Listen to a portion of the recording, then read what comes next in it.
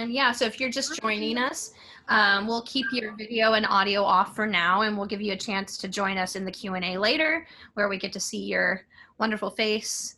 If you want to type into the chat box where you're dialing in from, so we know what part of the country or the world you are dialing in from. And we'll go ahead and get started in just a moment. Just gonna see how many more people, but we can get started. That's not a problem. We are recording this, so anybody who misses out on anything, we will have that recording available to you later. So why don't we start with some introductions? I'll just start briefly because I am not the subject of this conversation. I am the moderator. My name is Erin Cronican, and I am the Executive Artistic Director of the Seeing Place Theater.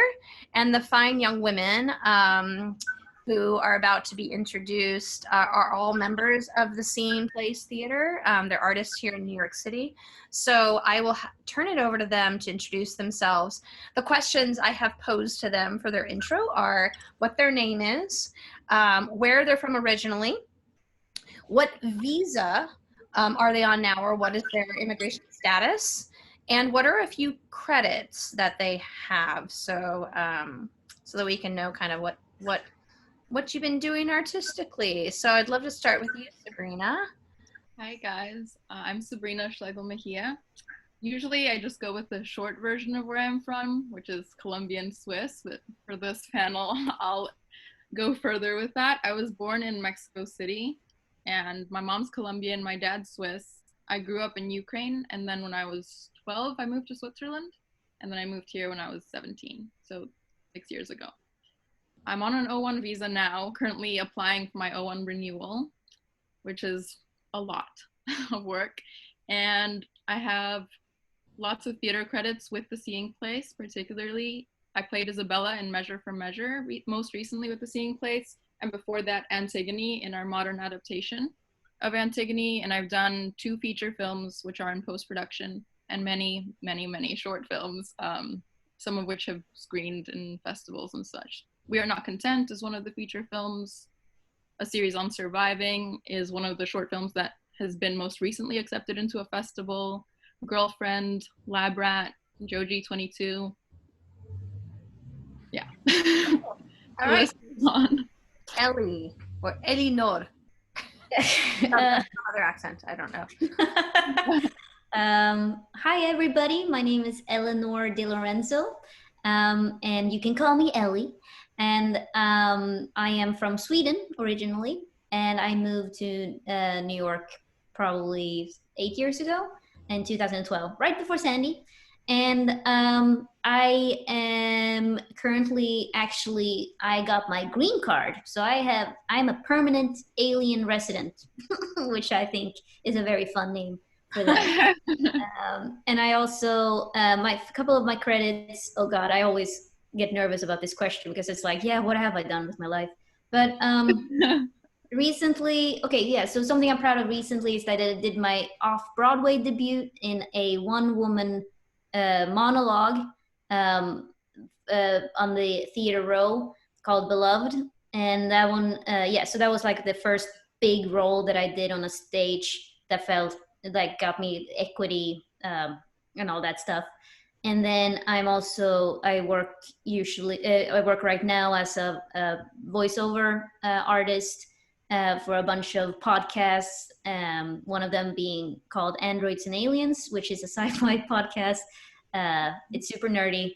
Let's just leave it at that. Go ahead. And Vivi. Okay, so hi, my name is Weronika, and I am from Poland. I came here in 2014 to study at Lee Strasberg Institute, and I graduated the conservatory in 2016. I'm currently on my O1 visa, and it's about to end next year, so I'm like right now trying to get everything together to extend it next year. And well, when I was still studying at Strasberg, I was like really lucky to do this one short film with an NYU student that turned out to be very talented Vietnamese filmmaker. And that film, like when I was still in school, got to Cannes, like short film corner. It was like, what? It was fun because I really, now I'm seriously couldn't act. I had almost no experience before. So it was kind of crazy. Then after I graduated, I was unemployed for a long time.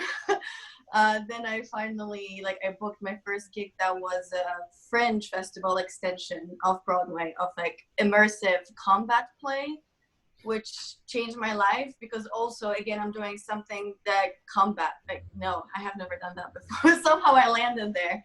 And that was my first gig in New York. Then that led to my more involvement in martial arts. I'm currently a green belt in karate. Let's say this is my credit too. This is a big part of my life. Then I had an episode of experimental theater in my life when I was actually waiting for my visa. I was here for a year waiting for my papers, and I attended this weird audition for movement theater, which led me to do this one particular piece called The Vandals, perform at the Tank, at the Dixon Place. We were even performing in Baruch College or the master's program, running between the benches where people were, it was crazy. From the more fun stuff, I did Hollywood Fringe Festival last year. I was in 2 productions there and actually was employed by the people who I worked with for the first time. So, you know, it's all goes in circles. I did a Via commercial that's on Snapchat. It's very fun. I was doing also from like media stuff. I did like 70 People Talk in 70 Languages series with Condé Nast Traveler that has like millions and millions of views that I found out recently. And yeah, and a lot, like Sabrina said, like bunch of short films that they're just like, you do them to keep yourself going. A lot of my like off Broadway projects were independent productions that were just like single time things, and I had time when I had to quickly fill up my resume. So I have very few that I actually like, and like my heart is there. Yeah. Wonderful. That's awesome. For those of you who are just joining us, welcome. We're going to keep your video off and sound off for now, and then when we do the Q&A a little bit later, we will have everybody turn their videos and their audio back on to ask their questions. If you don't want to see the non-video participants, there is a way you can hide them. You can go into the video pull-down menu that's, for me, next to stop video on my laptop. But you go into your video settings, and then you can hide your non-video participants. That way you only see those that are part of this panel. Or you can look at everyone's smiling faces in their placeholder pictures as well. So why don't we get started? So what are some of the advantages that you see being an immigrant artist in the US, or why do you like creating here? And start with, did you want I was gonna go, but I mean, if you're gonna call on someone, go ahead. I'll call on you. Yeah. Okay. For me, like as soon as I got to New York, I instantly felt like I was at home. It's so multicultural, and there's so many opportunities here compared to Switzerland for theater, film, TV, and I think New York is one of the best places for like up and coming talent. It's just, yeah, there's so many advantages to being here in this industry than being anywhere where I'm from. Mexico City would be a good place as well, but I grew up in international school, so I always spoke English at school, so I kind of wanted to act in the language I think in. So that's pretty much, I think that's the biggest advantage for me, is all the opportunities and how many international people live here. I just feel like this is the most at home I've ever felt. What about you, Vivi? Well, I feel like I agree with Sabrina for like the up and coming actors. It's the best place. And I also think about theater makers, how much easier it is to have an idea and people who will be actually interested in helping you and then seeing your show. There is there's a niche for everything in New York City. And like, I'm talking specifically about New York City because this is actually the only experience I have, where in Poland, if you're not attached to a bigger organization, it's really hard, and there are not so many venues to perform in. It's in New York City, it feels like it's one big family, and there it's like, okay, you're either super low doing something in your garage, or you're performing in the opera. This is the feeling I get. And actually also, like, it's so humbling, it's so challenging, it's so humbling. I learned so much just through the struggle, and even if you're here for 1 or 2 years, I learned a lot. I challenged myself so much. I would never be able to do this working at home, out of, like, sort of in my comfort zone. Mm-hmm. What about you, Ellie?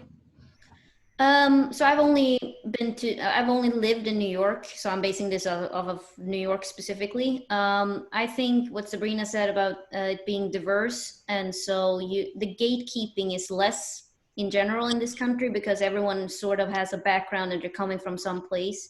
Whereas, for example, back home, and I was for a while also in England and London, it's like, you know, you have to have this schooling behind you. You have to have gone to certain schools.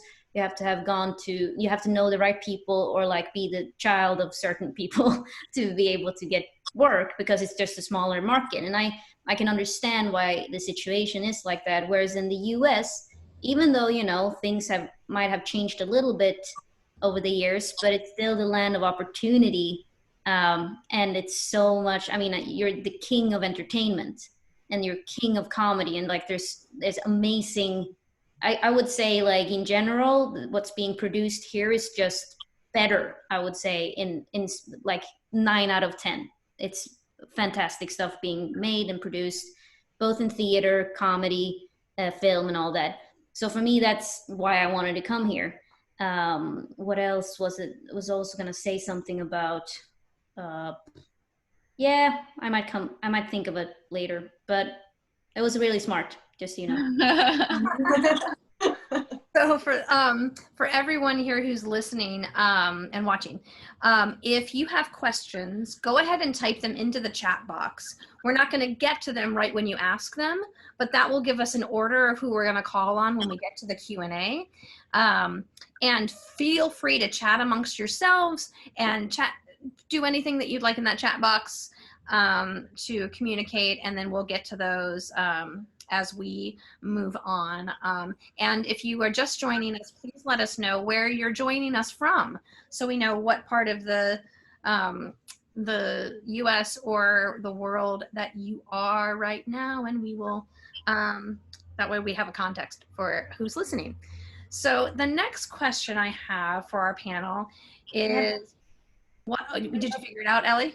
Yes, I did. It's just a quote that a Swedish photographer said about moving to New York specifically. And he's like, you can say a lot of things about New York, but it is the one city that will help you find your potential. And I think that's really true about, like, what Weronika said about hardworking. You know, like, this city will kick your ass, and you get very unbelievably humble from working here as an artist, I think. And that's been great for me because I like pain, I guess. You are Swedish, so there's that. So what are some of the disadvantages or challenges that you've experienced as an immigrant artist in the US? So we'll start with you, Vivi. Well, I think my after graduation, let's start from school. I feel like I should have known schooling program better, because it's such a big part of, like, there are big communities in New York that are supported by, like, NYU, Columbia, and this is where arts is happening, and it's open to public, and it's a big part of the industry. I had no idea that this is like that. So there is, like, certain structure that's working that I wish I knew. Also, I feel like, I mean, I had big difficulty with getting a lawyer And I think this is very important.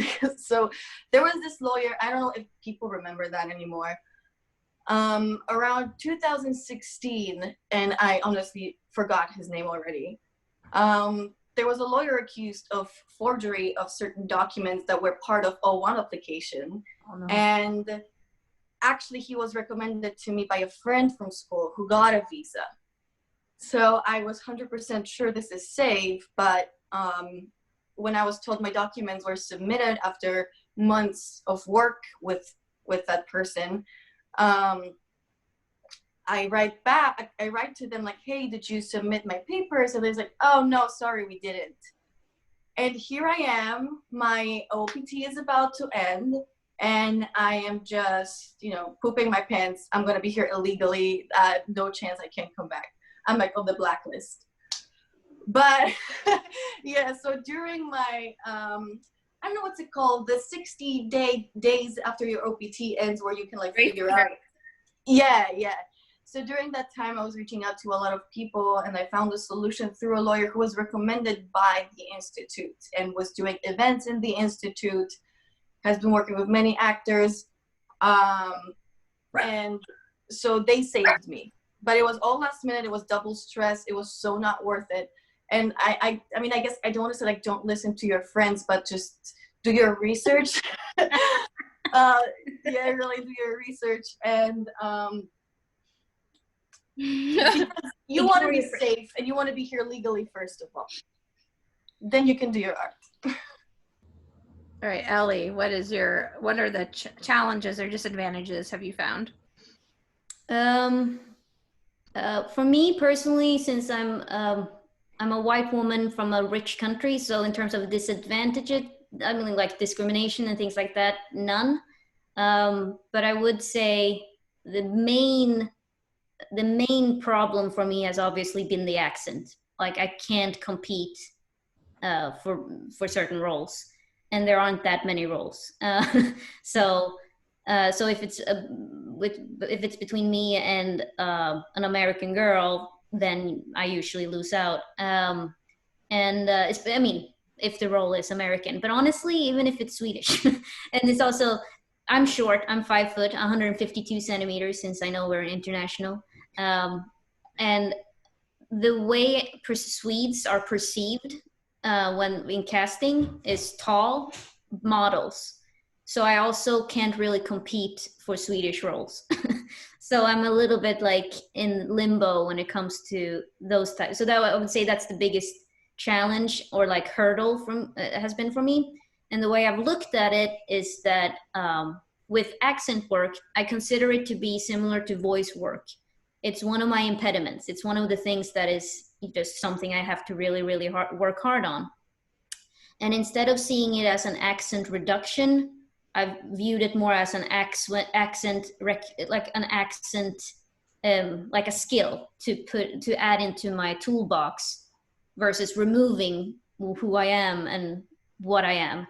And that helped me shift my perspective a lot. And then I started to have fun with it. So it's instead of like trying to get rid of my accent, I started trying to speak like an American and like make fun of it and like make it into a character instead.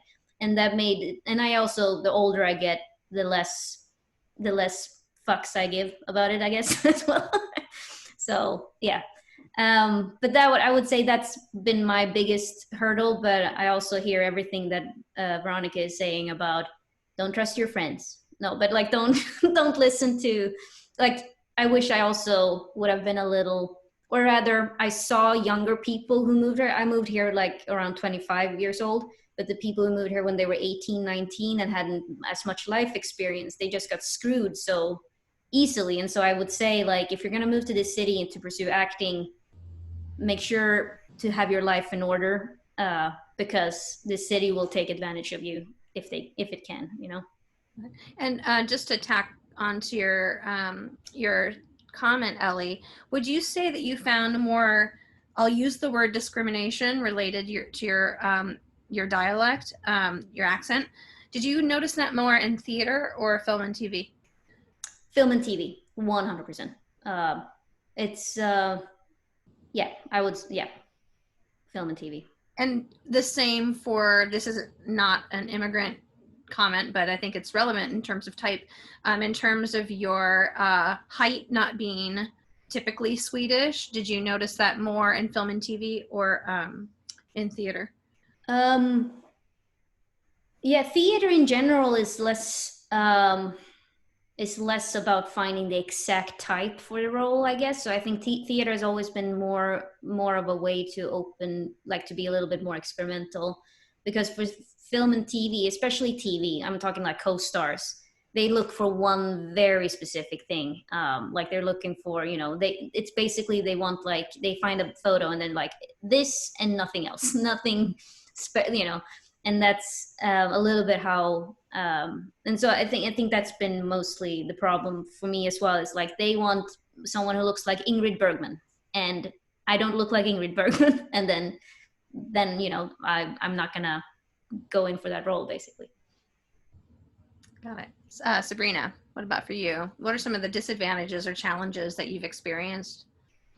I think a lot of the challenges I've experienced along the way would have happened anywhere. I basically went through that, like the growing pains of like moving here when I was 17, like what Ellie said not to do. But I mean, it was fine for me. I've always been like an old lady on the inside, so it kind of worked out.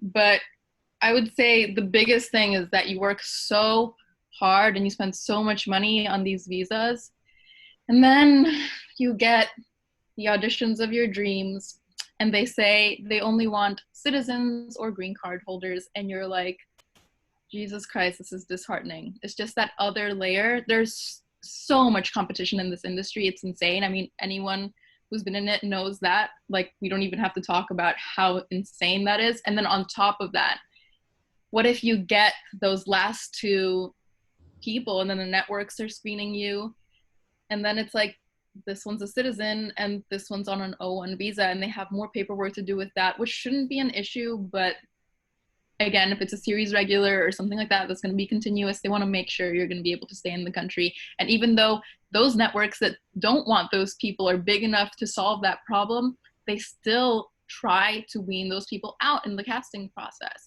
I've gotten at least 3 major auditions from my agents with that caveat or whatever. I'm not saying I don't end up auditioning. The first time I got scared and I was like, I'd rather keep the reputation. But now I'm like, fuck it. I'm gonna audition. They're gonna see my face, and if they get mad, they get mad. So that's my advice. But of course, everyone should do what they feel comfortable with, what they're willing to sacrifice or not. But I think that's the most disheartening thing about being on this visa for me personally. Right. So that takes me into the next question, and I think it's sort of been answered a little bit, but I'd love it expanded upon. But what? Erin, I think Ellie wanted to say something. Oh yeah, go ahead. Sorry. No, I was thinking about that, Sabrina, what you said about your comfort levels. Like, I don't think anyone should commit any crimes. But and I'm not gonna give that advice either, but I do have friends who've been in our situation with the visa and stuff like that. Mm-hmm. They just straight up said that they had a green card and then it was too late. And probably not do that because productions will get pissed off. But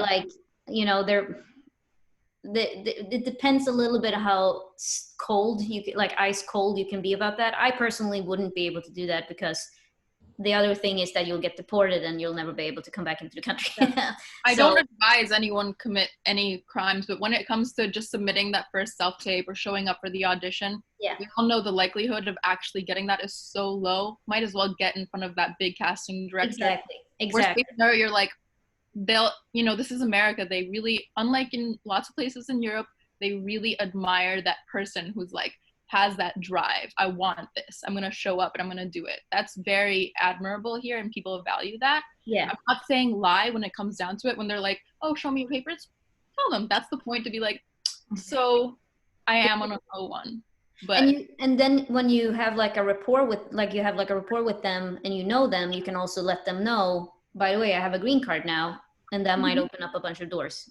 Exactly. And there have been so many actors, like, I forget his name, but there's an actor on that show Hunters now. He was actually living in England but he had an O1 for the States. And when they wanted him, they just got him a stronger visa. So I know those networks have the power if they want you. It's just that added layer of like, if we have to go through this hassle, let's just go with the other person. If it does come down between you and a citizen, they're probably going to pick the citizen. So that's what's disheartening. But if you have the drive and if this is all you want to do, go for it, you know? Yeah. And also, it doesn't hurt to get in front of a casting director, because every time I ask a casting director about that, they say about the visa status, if they cast someone, it depends on the project. They are not being like, I can't see you, or you can't be in my database. No, because it depends on the project. Yeah. And it's really nothing to be afraid of. Yeah. One of the things that a casting director I'd spoken with about this very issue said that they recommended that people who are immigrant artists work very hard to develop their special skills. Because if you have a special skill that very few people have, then that means that they can more easily fight for you to stay in the country and have that role because they didn't find anybody else with that skill. So that was something very specific they were talking about. It's the same thing with getting your union status, by the way. A production can give you your union card, but they have to reasonably show the union that they went through the union actors and could not find someone that could play this role better than this non-union actor could. And that's what allows them to get their card. So special skills are very, very important for that reason. I have like no special skills, other languages.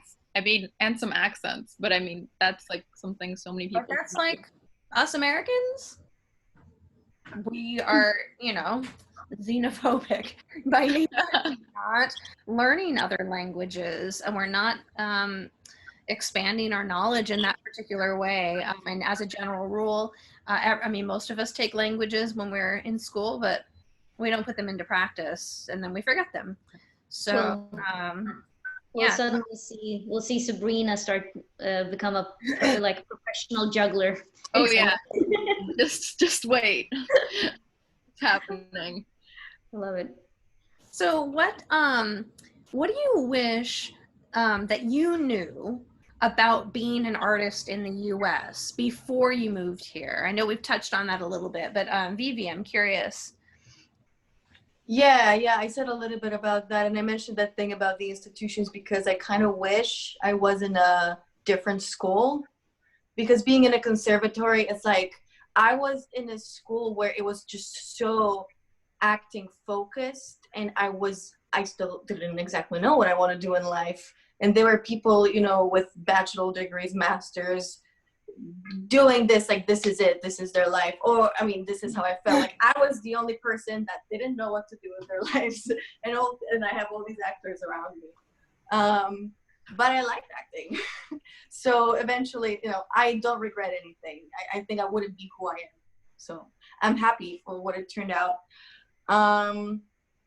And I think, what that goes with is like, I wish I knew like my purpose, because it's so much easier to navigate this world and find your voice when you actually know what are you doing here and what are you here for. Where I ended up doing a lot of projects just to fill out my resume, and I didn't have that much joy as I have right now in doing things. Right now I do more things with purpose. I choose what I do.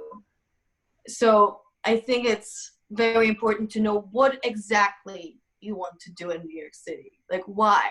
Really ask yourself why, because I didn't, and I was lost for a very, very long time. And I wish I knew the union things, like this, the SAG-AFTRA, equity, and all that stuff too. I had no idea about this, and how does that affect my employment, which we talked about already. So I was very green. Like, there are 100 things, 1,000 things that I should have known before making the decision of coming here. But I think it's at the end of the day what you make out of it. And I would never make any other decision. Like, I'm so happy I came here. What about you, Ellie? This might sound a little weird, but I wish, or I was surprised by when I came here, how cult-like a lot of schools, a lot of programs, and a lot of artist communities become and can become. Because I'm from I'm a very scientific, skeptical background. Like I come from a university town, and like everything gets questioned, like authority gets questioned. But like the conservative school I went to, there was, people would sell things that I'm just like, this is not part of the curriculum of voice acting. You're selling me some other side gig right now, but people would not criticize that at all. And I felt like that happened in a lot of communities that I've been in, that it's like the grandmaster actor teacher that we're just gonna follow because he gives me my support and the attention and love. And even my friends fall for it so easily. Like I hear about them flushing down $500 because some casting director says that gonna cast them in the next, and and then you find out that this casting director hasn't worked in 20 years. Like it's like so many con artists everywhere. And not to completely make a fool out of myself and calling out a bunch of institutions, but there was a comedy theater that I was involved in. That's one of the biggest community comedy theaters. And but people there it was like high school. People were just so mean to each other behind the scenes. It was all about, like, I don't know, brown nosing your way in, and it was, the performers got treated like gods. And I wish I had kind of knew that before, because it would have saved me so much heartache of like dealing with these people. I would have just ignored them and not dealt with it. But I had to sort of go through it for 5 years and get really resentful and angry about it, because I was just like, what the fuck is wrong with people? Like, why are you acting like this?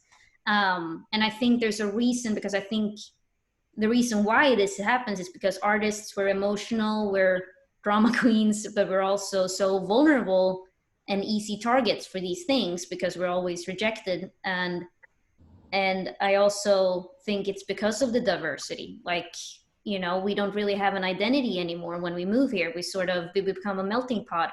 And so anything then becomes like, it's so easy for predators to take advantage of us. And so I'm not surprised at all that Hollywood was, the Me Too happened in Hollywood, for example. I'm like, well, shocker, because that's just what I mean. I feel like as artists, we should probably be a little bit more careful with ourselves and try to always second guess and follow our gut feelings and instincts because there's so many con artists. Yeah.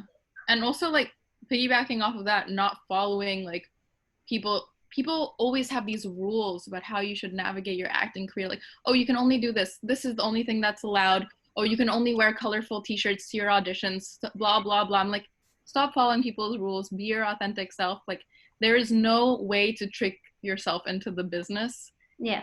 Do your work, be yourself, be kind, and, like, stop listening to everybody, because everybody has their own opinion about what kind of setup you have to have. You have to have this. Don't do anything till you have this. Don't do anything till you've paid $300 for this class with this agent, with this casting director. Spend all your money, like, on headshots. Pay $1,500 on your headshots. You have to get these headshots from this photographer. Nothing else. Gonna call you in unless you have headshots that are worth $4,000. Exactly.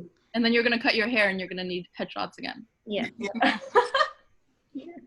Yeah.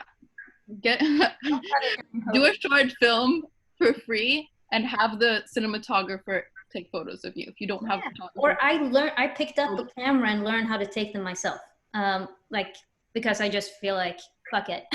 Yeah. Money is not always the answer in this business. Like, throwing money at your package isn't going to make you a better actor or make you more wanted. Or like do it in a carefully, like, I don't think it's wrong to pay a good photographer if you like the work of that photographer to, like, get those headshots. But it's like, do it because you think it's a good idea that enhances your brand or your genuine self versus some teacher telling you because it's their friend. Honestly, that's again, it's not a rule, because I say don't get a professional headshot photographer. No, don't take what people say as rules. Like, this is your journey. Do what you want. Yeah. Like, yeah, do what you. I even had like I had a management recommending me a specific photographer to do portfolio shots. They costed me $900, and they're the ugliest pictures that anybody have ever taken of me. Oh no. So yeah, follow your guts. I'll take some photos for you for free. I'm in. Networking. Yeah. This go essentially, we've just been talking through this question, but I wanted to see if there's anything else you wanted to add, which is, what's one piece of advice that you have for immigrant artists who are pursuing a career here?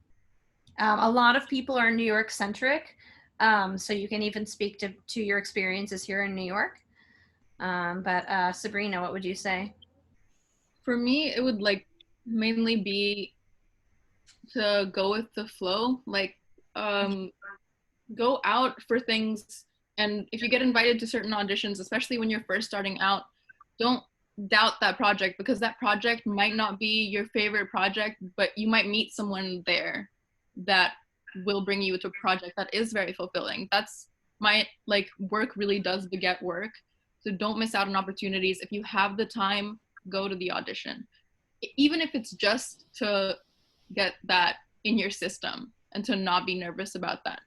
And like so many times I was like, oh, should I even go? Like, I've had 4 callbacks for this thing. It's not even paid. This was like my first year out of school.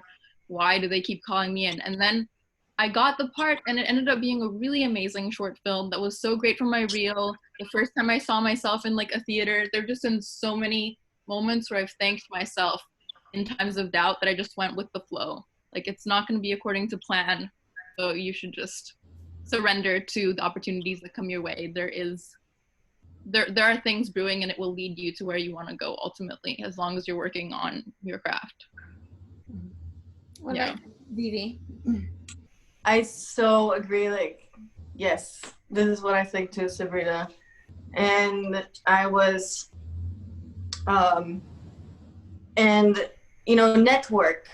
Like you said, you're gonna find this one or 2 people that eventually you're gonna work with somewhere along the way, and you're a better artist. They also worked on something, and then you get back together, and it turns out to be something amazing. And just don't burn bridges. And I think I have a big fear of reaching out to people I've worked with, because I was for a very long time in the mindset of, well, if they wanted to work with me, they would reach out to me, but this is not always how it works. Sometimes you have to let them know that you're still there and you're still working, because I myself worked with over 100 people, and it's so easy to get distracted. You have to sort of like raise your hand and like, hey, I'm here. So definitely be more confident.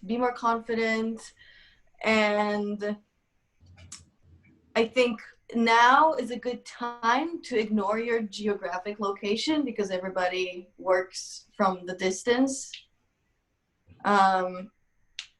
And we don't know what's gonna happen, and people are doing like on the spot a lot of projects from 2 different sides of the world, and I think it's really great. There are a lot of online film festivals. Like, I was looking up into it, it's like 1-minute film festival, 2-minute film festival, 3-minute. Like, people really are looking for some outlets, and there's so much out there for everyone. So I really recommend you to look into that. We're like 1 right now. Yeah, I think like moving here, what you're saying about connections is so valid. I think it's something everyone learns no matter where they live. But coming from Europe, where it's like, oh, you just do your work and you'll get noticed for working hard and being smart and being yourself. Like, I came here and I'm introverted and I was introspective, and I didn't really fight to make all those connections in the beginning. It was only towards like my third year of being here that I'm like, okay, this is America. Here you tell people what you want and you get it. Like, people aren't coming to you. People like, you know, people like it when you pursue your dreams actively. So what you're saying about reaching out to people, absolutely. And like, I regret, if there's something I regret, is not cultivating those connections in school. I was like, I'll just be here to learn.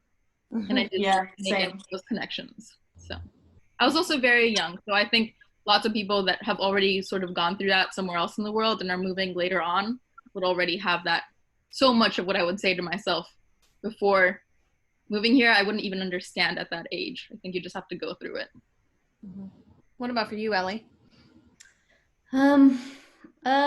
Advice, I guess. I mean, it's so different for everyone as well, and everyone faces different problems. But I would say if you don't have a green card or even an O1 and you're here as an immigrant, I think take as much as you can from New York, and then there's nothing wrong, because New York is gonna be here even if Corona happens or if Trump gets reelected. Somehow New York will probably survive, hopefully. But we can assume 99% New York will still be around. There's nothing wrong and there's no shame about going back home, building up credits, because that can then be used to apply for a visa, to show you that you have like the material. And also you can use that for your reel and things like that. So if you're struggling with the accent, or like not to get a visa and you're not getting credits here because of legal reasons, trying to build a home, going back to your home country to build that base, might be like I think sometimes like a lot of my international friends feel like it's a failure to go back, and I certainly feel that too, but it doesn't have to be. Like, I think that's would be my advice of like, there's nothing wrong with going back and then coming back and try again when you might be a different person. Because the best thing about acting is, of course, that you're never too old to be an actor, because there's always there's always roles. I mean, there should be at least roles for all genders and all age groups, and so, but the thing is, obviously reality is different, but I do think hopefully things will change for the better in that way. But that would be my advice, to not worry so much about having to do everything in your 20s. Yeah, I actually know a person I met when I was working with this experimental theater. We had little variety shows, and one of the ladies that was in the variety show, she actually came back purposefully because, like me, she didn't have any credits, so she did her work here. She came back home to make all the connections at home, so sort of backwards, and that's how she got her green card. Yeah. Wow. This leads me to like an offshoot question, but I'm curious if there's anything kind of innovative that the three of you did when applying for your visa. You have to amass so many different pages of proof, and the credits that you have to have and the mentions you have to have in the press. And I'm wondering if you guys have any special secrets, like something that you learned in your process that you're applying to every time that you're applying for your visa. Because obviously we know what the lawyers say, but what if in your process, what have you? I don't think I have any special secrets in terms of like getting evidence out of thin air, but the second time around applying for my O1, the process has been much easier, because every time I've done something, I've saved all the evidence of that gig. So that's my biggest advice there, is just as you go along, save all the articles, reviews, playbills, anything, and keep those contacts that like you, because they can be your recommendation letters. And just don't burn those bridges, and keep all that stuff in a file, because it'll be so easy once you start applying. You just put it all together, you organize it, and there's so much less digging. The first time I applied, I was like, I had a lot less credits, and I was just so overwhelmed by all the people I would have to figure out how to contact. and all of that. I was much younger and again wasn't really making those connections, and that just made it so much more difficult. So you can't really cheat your way into an application, but you can make it much easier on yourself if you're thinking about it along the way. Would this help me for this? Because you might be living through your life without thinking about it and saying no to certain opportunities because you're like, oh, I'm not really about that. I don't really care too much about publicity. If you're an immigrant, you care about publicity. You have to say yes to anything that's going to have your name in any sort of article and that kind of stuff. What about you, Ellie? Do you have any thoughts related to your green card? Well, I think like what Sabrina said about articles, like also reach to your local papers, newspapers at home, like have them write and like create a Wikipedia page about yourself. Like you want the like so much that looks legitimate, even though if it's not, then who cares? But like just want to have that legitimacy and like be part of things that will get submitted to film festivals, because then you might get an award for acting, for acting, which is also fantastic for your. But the thing is, since Trump got elected, and not to make this political, but I will, it's like it's so much harder now. So if the person watching this right now wanting to go to America from a different country, it's a lot harder right now, and he does not want people to come here, except maybe the white Norwegians or whatever he said, but so just know that and have a plan before you go in order to get the visa, by doing as much as you can in your home country, or like if you're from Europe, where you can also work within Europe except England, then sorry, I'm making this super political, but I'm like so mad. Then try to do as much as you can to just have a stronger case, because like I have so many friends who recently got rejected, and I have friends who've gotten deported recently. So it's like it's a rough, it's much rougher than when I moved here 2012 and Obama was the president. So things are just, that would be my advice. Like try not to go in blind. But if you're here already, then we'll work on it. Just know that it's gonna be a hard battle. Ellie, that's making me so nervous. I'm literally about to apply. You'll be fine. You'll be fine. We'll figure it out. But it's great to have a sponsor. Like it's great to have, like, for example, maybe Erin can be your sponsor, or an agent. Sponsor last time, actually. Yeah, and so I think having a sponsor is so important. Also, Erin is so supportive through this process. Like, I would not have gotten my first O1 visa if it wasn't for the Seeing Place. I am eternally indebted to the Seeing Place for being so welcoming and for writing me the recommendation letters and the deal memos and giving me the opportunity to play leads in shows. So if you can make contacts in the theater community with people that are established, because the Seeing Place has been here for a while, so Erin has those connections where every show is going to be publicized on Broadway World and all those places. It's such a big help to have people on your side that really do care about getting out there. There are certain filmmakers that are just gonna shoot and then they're gonna take forever to edit, and then they're not gonna put it out there, and just just make sure you're doing stuff for people that care about their careers as well, and that'll help. Yeah, I mean, as a producer, I even just asked Sabrina just a couple of days ago, do you need any more evidence? Can I help? Because if she said yes, then I would get on the horn to somebody who runs a podcast, and I'd say, hey, will you have Sabrina on this podcast? Oh. I want to have her talk about the Seeing Place or the roles that she's done in the past, and I'll like pitch different writers or different podcast interviewers on behalf of our ensemble so that you can get more evidence. And there are a lot of people who have the ability to do that if you just ask. Yeah, that brings me to another point. It's like, I used to be so scared of my vulnerability, and I was so dead set on hiding that when I was 17, 18, 19, and then even through like when I was 20, 21, it's just such a waste of time. If you tell people what you're going through, they're gonna be willing to help you. If you're good to them, they're gonna be like, don't hide yourself. It was such a waste of time for me. Like, I wouldn't have understood it then, so that's why I wouldn't tell my younger self that. I had to go through it to realize it. But yeah, don't waste your time pretending. it's just worthless. What about you, Vivi? Yeah. I mean, a lot has been said. I agree with all of that. And Erin, you're an angel.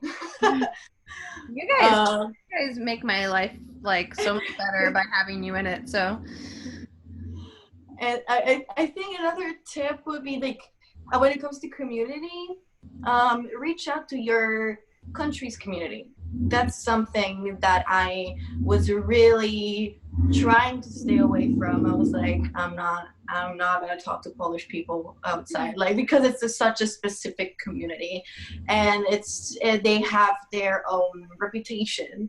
So I was really scared to go into that, but but there are good people. Yes, they are good people. So there is, I found Polish Theater Institute, and Kościuszko Foundation, which is a huge foundation, one of the biggest ones in America, that's providing a lot of grants for artists from Poland, and they have a big exchange program. It's like, this is it. This is where Polish money is. This is what I say. And I think a lot of people are not aware that there are really huge communities who love art, that are straight connected to their country. So it looks very good on Visa as well, because you are, it's like you are showing also by this that you are connected to your country. You are still important there, and you are international. It looks international. And I think aside from everything that you said, is get a good lawyer that can help you write nice letters, that can take a lot off of your shoulders, that can put it into words that will be effective for USCIS. Because I think, it was mentioned, it's a lot about appearance, how it looks like. So these recommendations, how they look like, is also important. Mm-hmm. So I have one last question, and then we'll open it up for the Q&A. Based on your immigration status, what jobs have you been able to get outside specifically acting on a stage or in film, or on TV? So what we might call side hustles, even if they use your acting skills. What is the requirement of your status, your visa or your green card, and what do you do to make money to survive, especially here in New York City where it's prohibitive, Let's start with Vivi. So I just recently started getting creative about getting jobs. I was babysitting. This has always been my side gig, and I love it, because it was also through my martial arts community, where I was just basically babysitting little ninjas. And that's like, I love that. I love that whole community I'm in. And I am trying to generate some of my own things that I can get paid for as an artist, and, put it on my taxes. So, like this event that we're doing right now is one of first things that is like Zoom, and I am talking to you right now on the other side versus being a participant. So this is very exciting, and I'm planning on to developing other things like this. I applied for a tutoring website, where I can teach Polish and English, and I love languages. I love my language. I love finding out different things about other language quirks. This is sort of like what I do when I don't do anything. And so I hope this will kick off. I would be very happy. And that's pretty much it, to be honest. I am sort of baby stepping in like generating my own work. And I hope something more will come out of it. Can you share what that tutoring website is? Yes. So it's called eTalkie. It's like I talk I, and they have, I think they have .com. I think when you put that, it will pop out. Yes. And basically you can apply as a professional teacher or as a so-called community tutor, where you say like, hey, I don't have a professional experience, but I want to do this, and I think I have some skills and I can pull it through. And I know 2 languages. So I applied as a community tutor, and we'll see how it goes. It's nice because it's legitimate page. You get paid. You can go and look through teachers not being logged in to see more or less how it looks like. What do you have to prepare to register? I think the only filled up category is Chinese, but the rest has some spots, because I think there's like a 1,000 tutor maximum, and I think there are over 1,000 Chinese tutors right now, but other languages are still open. That's wonderful. Ellie, what about for you? Well, I just wanted to say though, for those of you on an O1, careful about revealing if you work outside of artist stuff, because then USC, like if someone sees it, then that might be used against you in the case. But I personally, as a green card holder, in case anyone's watching, then I work with websites. I code. And I would say, and I give this advice to every actor I ever meet, learn how to code, because it's very well paid and it is hard, but it is, I would say, well worth the investment. And also now, people of color and women can get a lot of scholarships to go to like coding boot camps, like 8 weeks of coding boot camp, and you can get little side gigs, and it will also help you. You can build your own website instead of having to buy that as well as another thing that costs money for actors.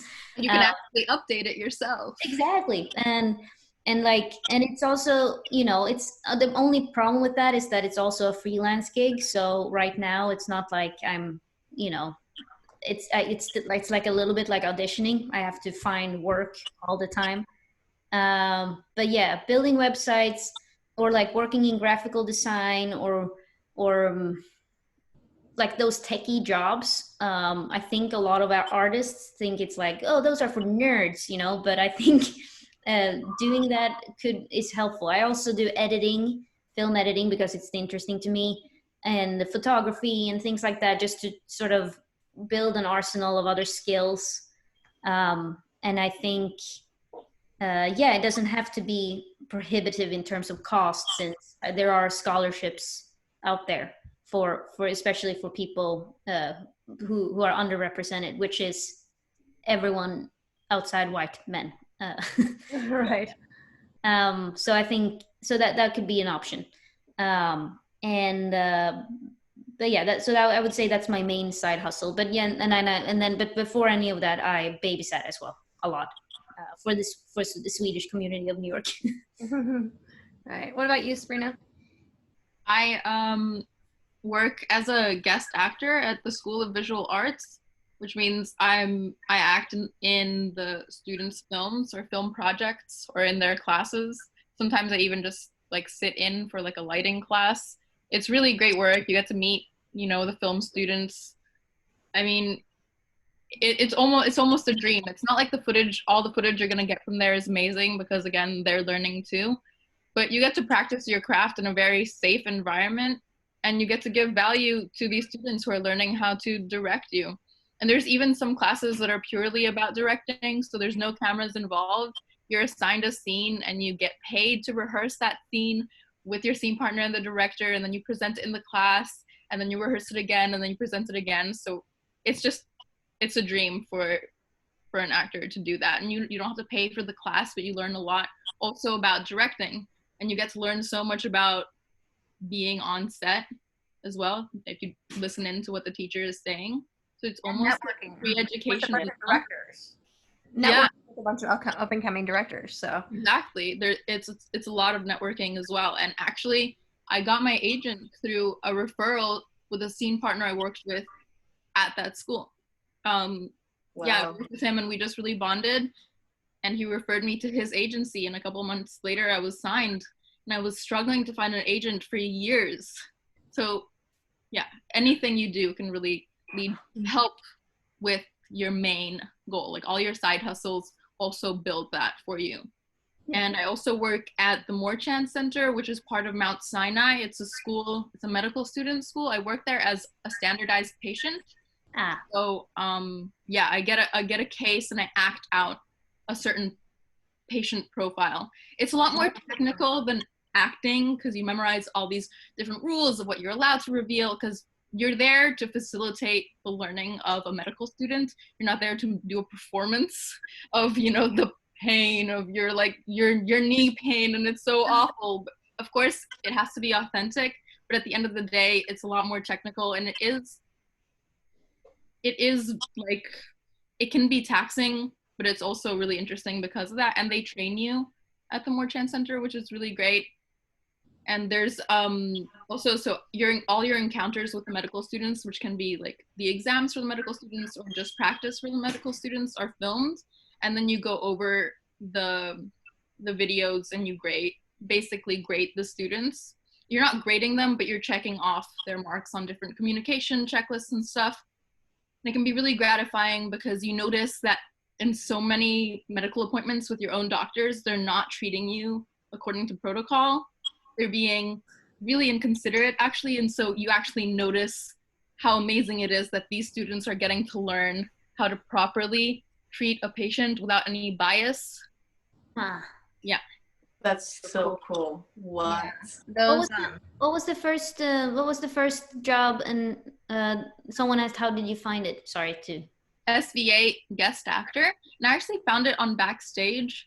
They update their roster every year, I think. So I just applied and I went in for an audition and then an interview, and that was that. And that's the same thing with the Moorchan Center. They put it on Actors Access, right? The Moorchan Center, I don't know how I found That's where I found it when I did it, was Actors Access. It must have been Actors Access or Backstage. The Moorchan Center, I know for sure that they only bring people in a particular time. But for SVA, you can go to the SVA site and probably find the casting department's email and just email them and say, I'm interested in the guest actor position. Again, all of this is freelance, but that also means that you can make your own schedule. So you don't have to miss auditions in favor for something else. If this is really your #1 priority, these kind of gigs are like your lifesaver. You have to become your own time management manager or whatever. And it's a job in itself to manage your time, but that also means you can give your acting your all. Yeah, and there are other industries as well that do that same kind of work with actors. The legal industry does it. So law schools and law firms are working with their junior lawyers and with law students, where you go in and you portray a criminal or a potential criminal or a witness, and you get to practice that skill set with them. I've done that before with law schools. I've done it before with police departments, when police departments were practicing interrogation skills in a safe environment with an actor. I've done it also with so the legal, and also nursing associations will do that. Mediation companies will do that as well. So there are a lot of different industries that use actors to practice their skills. So there's tons and tons and tons of that work. Another thing that you might consider doing, this is something, obviously I'm not an immigrant, but when it comes to taxes and how I identify all of my different jobs and what job category they go under, I work for a filmmaker and I get all of my checks from that film company. Now, what I do for that filmmaker, sometimes I put together readings of films for them that they need to hear out loud. Sometimes I act for them. Sometimes I'm doing marketing for them, but they all come from that film company. So when it comes to showing evidence of what I've been paid and from whom, it says this film company's name. And so it is possible, and you might want to check with your lawyer about what somebody on an O1 visa can do. But it may be that because you're working in the industry for a filmmaker, that the work might be covered. So I would check with them on that. So Vivi, if you wanted to always check. I wanted to teach a karate class, and I I was like, God, these people really want me to do that. And first I contacted my lawyer, and I mean, there's so much gray area. Of course you can teach, but is karate under my skills? Well, I promoted myself in my visa as a martial artist / actor. So it kind of is, but at the end it's like, yeah, ask your lawyer, and they will also say it's your judgment, which is kind of confusing, but listen to Yeah, your well, lawyer. they don't want to be subject to your decisions at the end of the day. They're lawyers. Yes, exactly. Yeah. Right. Another job that I do that uses my acting skills very specifically is I work in corporate training. So anything that uses your skills as a speaking artist. So I actually go in to corporations with a corporate training firm and use my acting skills to do scenarios that teach leadership skills, emotional intelligence skills. I got that through somebody who was working at the Morshan Center. So I know them as a standardized patient, and then got that job. And now I do tons of that with a couple of different companies. So you just look for corporate trainers, and on their websites, look to see what kind of teaching they do. And if they say anything about scenarios or role play, that is you using your acting skills specifically for that work. And it pays very, very well. And similar to what Sabrina just said, it's usually flex time. So they reach out to you and see, are you available? Yes, no. It's usually during the work day and not for too many hours, because people have very short attention spans in training scenarios. So, and for those of you who like to travel, a lot of times there's travel involved with that too, where you'll go to different areas around the country. Oh, cool. So yeah, is there anything else before we open up the formal Q&A that you three wish that I had asked, but I have not asked yet? I wish you had asked how I am. No,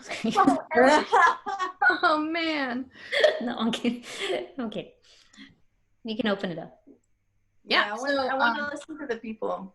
Listen, bring it for the people. All right. So the first question that we have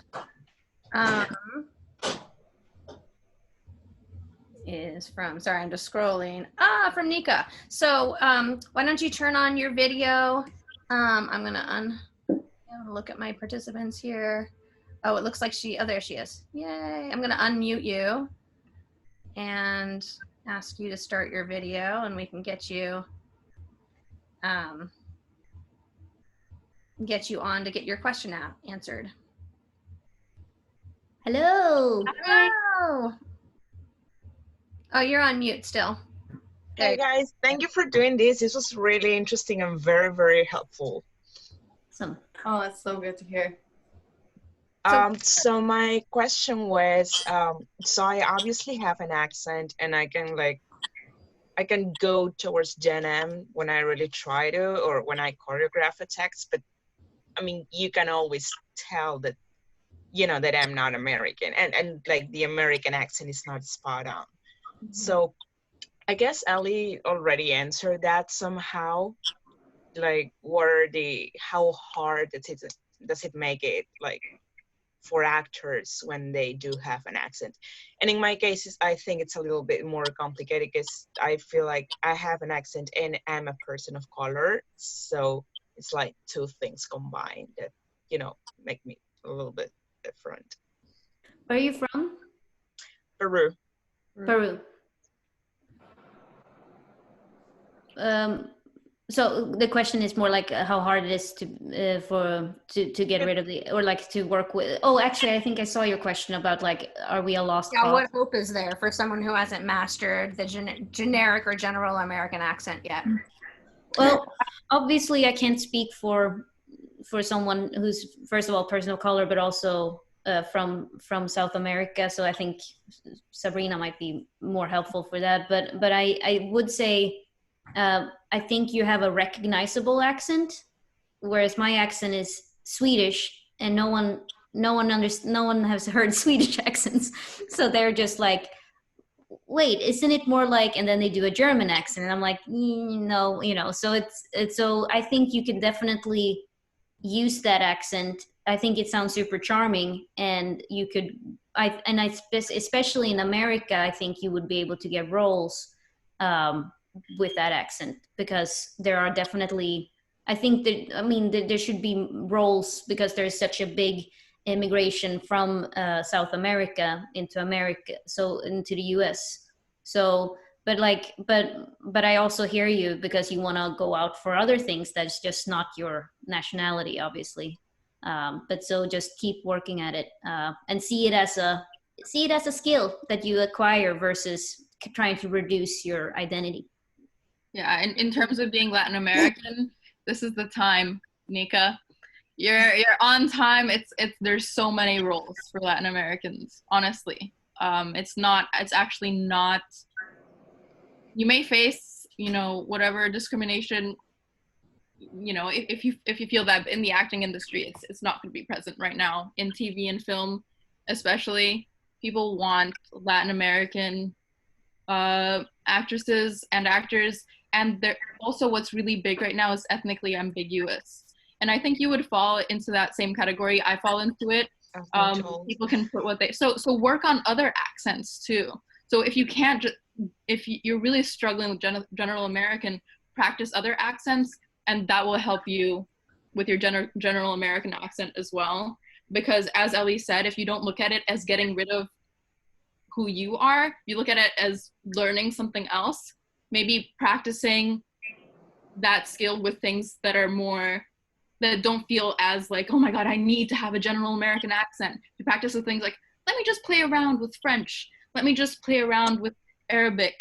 Let me just play around with New York Latina. And then you'll get that skill set of like changing those sounds. And then you'll be like, okay, now I'll give general American a try again, and just play with those sounds, play with different characters. Think of like your prototype of like an American girl, and just like play with that. And like, oh my God, I'm gonna Shake Shack, and like it's gonna be so fun. Just play with it, have fun, and don't worry so much about getting yourself like neutral, because it's not about that. Thank you, guys. Yeah, you're welcome. I want to add one more thing before you sign off there, and that's, or you turn your video off. There is a really wonderful dialect coaching service that I've worked with. They're called, the woman's name is Pamela Vanderway. I'm going to put this in the comments as well, so you don't have to take notes. And she's at Dialect Coaches Worldwide. And she has she coaches. And so you can go to her and find a coach for any specific need you have. She's got someone. But one of the cool services that they have is what they call dialect fittings. So they watch your material, so you're real. They go through and they look at your resume and see what you've played before. And then they give you a questionnaire about what kinds of things you want to do. And then they test your current dialect. You record a bunch of things for them and send it to them. And then they come back and give you a coaching session on what are the other dialects that are out there in the world that you should be learning, exactly like Sabrina said.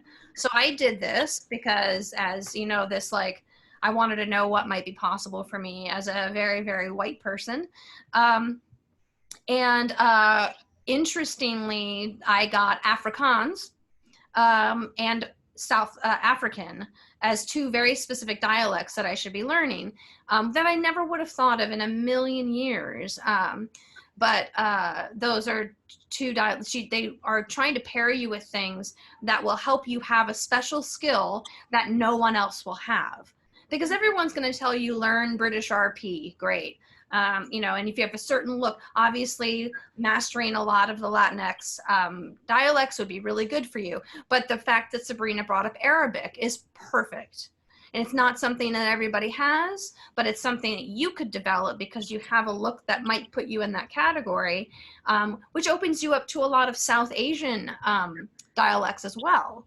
That maybe not many people are doing who have your look. And so it's a really wonderful service that I highly recommend. And things you wouldn't even expect. Like, so many people think I'm Russian. I grew up in Ukraine, but I have, that I know of, no Russian genes. So it's like developing those things you don't know about yourself, like what Aaron said about Afrikaans, and you're like, oh, okay, I can play that. And just really using that to your, yeah. Okay, thank you guys. You're welcome. Alrighty, let me go to the next question. All right, sorry, it's taking me a little bit. I love all your comments that we have here. I would love to, this isn't specifically a question, but I thought your comments were so apt and important. I wanted to get you on to talk about them. I apologize if I pronounce your name incorrectly, and if you could please school me on how to say it. Aniwa, could you share a little bit of your experience for us? Hi. From you. Hi. Hi, how you doing? Yeah, my name's Aniwa. Aniwa, I apologize. No, don't worry about it. Thank you so much. I'm actually Ghanaian British, and I understand everyone on the panel. Oh, would you like me to start my video? Yes, okay. I'd love to Let see me look good. Do I look fantastic? Let me just double check. Yes. Yes. Okay, so my name is Aniwa Bawachi. I'm Ghanaian British. I'm currently based in Los Angeles. I've been in Los Angeles for 6 years. I had an established theatre career in London, and I realized that everyone on the panel is European.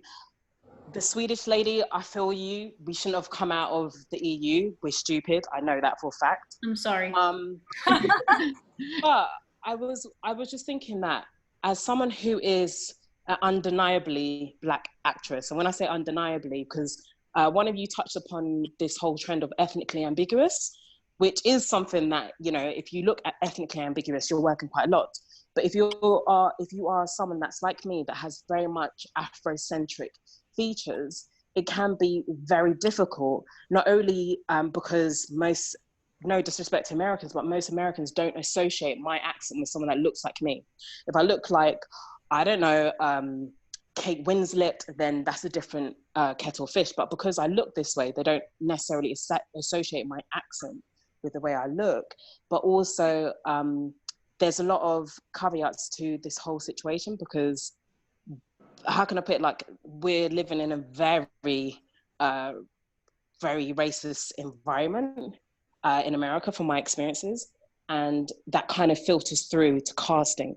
And what I mean by that is, in the UK, I'm seen as someone who's Black, and someone who is biracial is seen as biracial. Whereas here, it goes, we're all in the same pool of fish. And what happens is, I find that in terms of casting, for the most part, I'm always not necessarily the main choice, unless it's something where it requires me to play a slave, or something that is very stereotypically African. So it's quite a tricky one, because as much as I've been here and I'm trying to build my career as much as possible, there are a number of things that kind of I find very disjointing. And I don't know whether that's the same in New York. I don't know whether it's just because I'm currently based in Los Angeles, because I'm interested in moving to New York. Does that make sense? Yeah, it does make sense. From a producing perspective, and then I'll, of course, open this up to the three of you to comment. I think it is very different. I'm from San Diego. I went to school in LA. So one of the things that I love about New York is, and this has already been mentioned, but how multicultural the city is. Mm-hmm. And so there are so many different people from so many different places, and you can never guess what their dialect is going to sound like when they open their mouth. The biggest surprise that I had as a very sheltered white person in California was that I would meet African-American people who were not African-American at all. They were Latin American. Yes, and Afro-Latinos, mind was blown. Because especially in California, melting pot is the perfect way to say it. They try to make you sound like everybody else. They make you look like everyone else. And in New York, your own heritage is a little more valued because there's so many different people here and so many different languages that are spoken. I imagine things are getting better in LA. Now people are talking about Koreatown as being actually Koreatown. And, so I haven't been back as a resident in 15 years, but I would be curious what you all thought in relation to your question from New York. So yeah, because I'm really interested because, like I said, I've been relate here to for 6 years. Yeah, what you're saying about like lumping everyone into like people of color makes it a really strange thing. And I can't really speak to your experience because obviously I don't go through that. But I've been seeing a lot of listings and roles for people of color, of African American, that like isn't particular to being a slave, especially here in New York. I don't know about The LA. only thing is that this is kind of certain nuances, because when someone talks about African American, for the most part, they're looking for someone who is like that girl that played, I don't know whether you've seen Hollywood, but played Peg in Hollywood. Yeah, you know, I'm watching Hollywood right now. Yeah. So someone who is like a Halle Berry. Do you understand what I mean? Like someone who is of color and Black, but has very Eurocentric features. Yeah, there's certainly lots of casting directors here in New York that are so open to seeing all kinds of people for certain roles. That's what's really great about New York. Again, with like the up and coming talent thing, lots of casting directors here are just about finding that certain something, and it's not about how you look, and it's not about how thin you are or where you're from or whatever. So I think maybe it is quite different here rather than LA, where they're looking for someone that's Black, but that's like the Black version of the girl we already see on TV. Exactly. I feel you on that. Like, there's just certain things, they don't care where you're from anymore, but it's still the same type. That's hard. Yes, and I feel like in New York there are more communities who support Black artists and that are established institutions. I have been going out before this whole thing was happening. I had my membership to MCC Theater. I went to theater workshop, and all these musicals that I've seen, they had African American leads, extremely talented people. There was like, I actually saw more people of color in these musicals than white, and this is a mission of this theater to promote diversity. And I think there are a lot of big institutions in New York that are really, really working hard to keep it diverse, because this is who we are, and it's really visible. And you know, these are places where this goes to Broadway next, which is really cool. I think oh, sorry. No, you go ahead. I was just saying, like, obviously being born and raised in London, I'm very much used to being in a very diverse, eclectic environment. And I think as I've got older, because I came to LA a little bit younger, but as I've got older, I think my soul is wanting to gravitate to be in a community where it's very diverse, because I feel that, like you were saying, live your true self. I feel like I can live my true self in an environment that's extremely diverse, because you're dealing with people that have been exposed to different perspectives. Whereas as much as LA is a metropolitan city, I find it to be very American in the sense that it's quite narrow-minded. Yeah. I love it. Well, I have a question for you, if that's okay. Because when I came here, I got the sense that we want representation, and so we want people. For example, okay, I'm gonna start at this angle.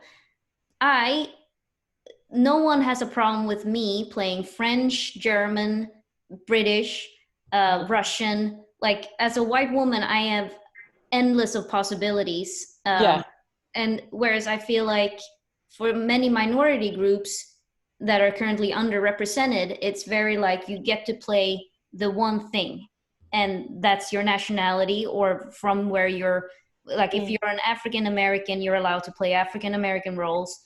And if you're Ghanaian, you're allowed to, specifically in the States. And my friend, who's also Ghanaian and Danish, does not. Oh, wow. He does not look what the stereotypical Dane. He lives in New York, and he's been working here for 20 years. But I know that his experience has been similar in the way that he goes out for Black New Yorkers, and he usually doesn't get them because he has a Danish accent. And so it becomes that sort of disconnect for a lot of people, because something that's been very clear to me is that identity is so important to Americans, and it's not necessarily the identity that you have about yourself. It's Like for me being Swedish, I don't really give a shit about being Swedish, but it has never been clear to me that I'm Swedish since I moved here.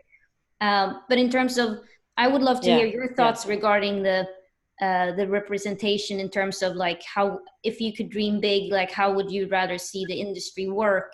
Like, would you rather be able to play any type of Black role regardless of nationality, or would you rather have it be, like I'm just, I think it's reflective of society. So one thing about the UK, which as working in the UK, I got to play a certain range of different types of things. They're still very restrictive because as much as the UK and London is very multicultural, it's still very much steeped in tradition, and there's a lot of classism there as well. So again, if you're not someone who went to Oxford and is white, then you're not going to get to play a certain type of role, right?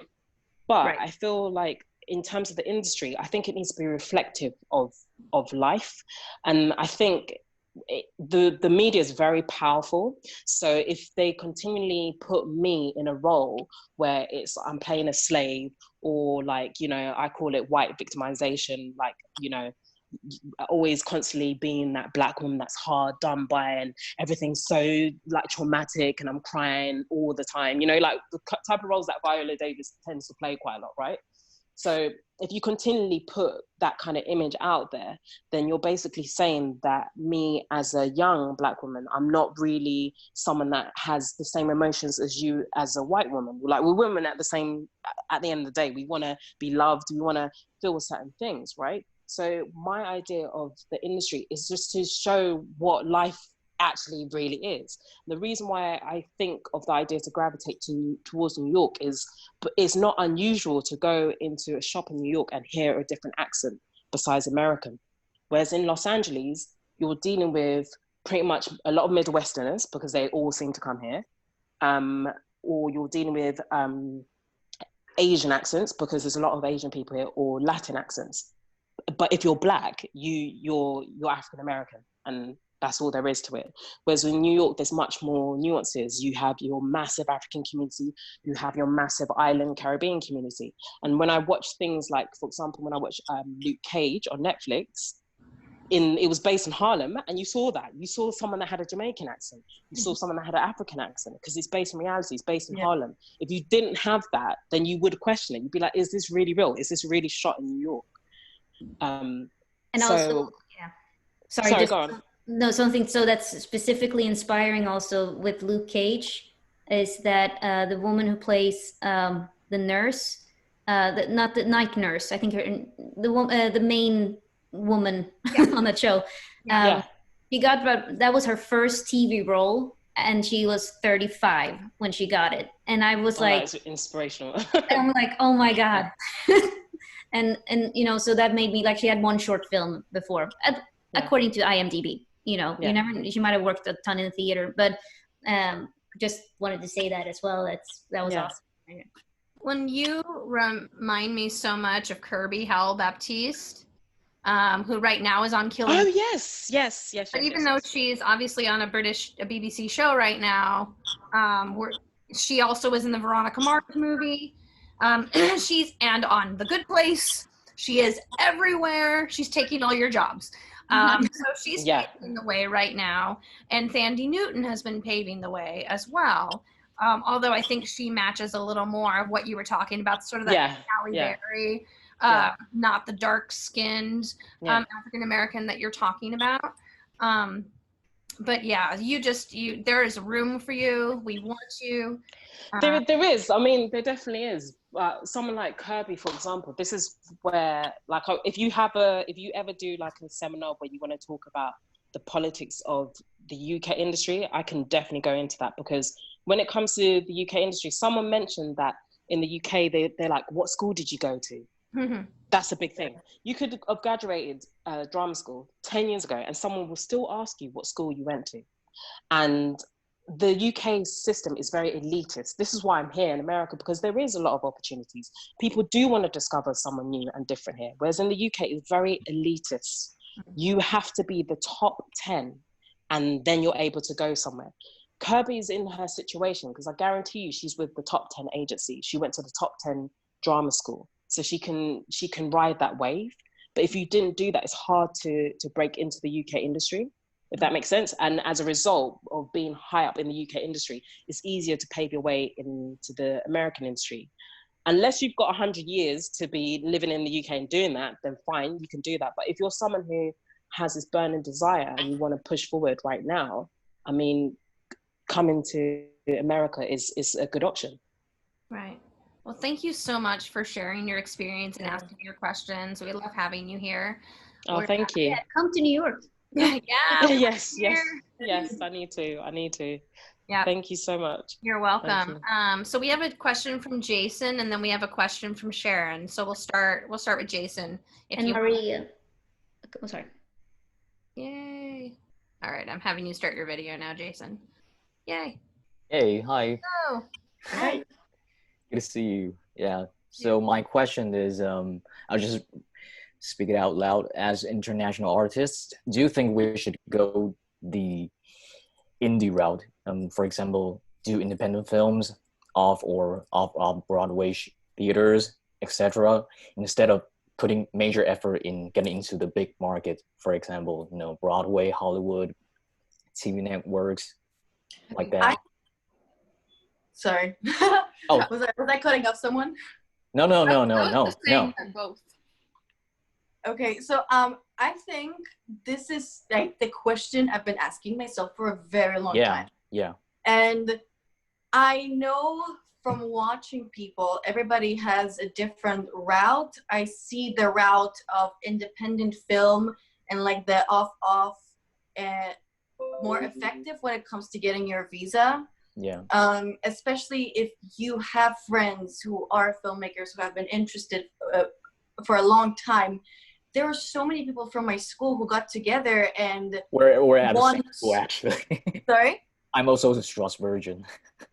Oh, okay. Yeah, So, I saw your performance. Yeah, I saw your performance 2 years ago. Yeah. What? Oh, what? Sardanapalus. But anyway, yeah, keep talking. Yeah. Oh my God. Yeah. This is Okay. Nice. Wow, that was a weird one. Okay. So, I see from my friends from Strasbourg, especially because they are people who already did that before.